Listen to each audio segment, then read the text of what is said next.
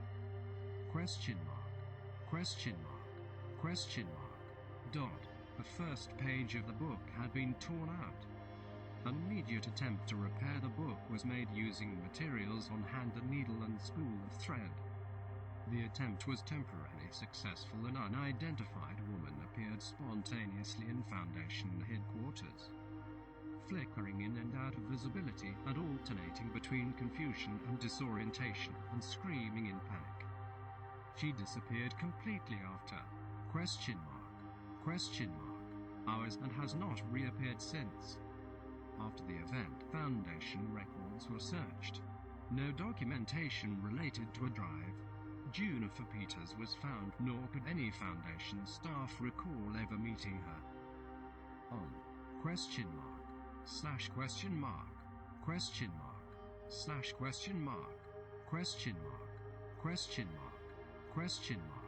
clearance was granted by a vote of the O5 Council for an attempt to explore below the floor of SCP-4001.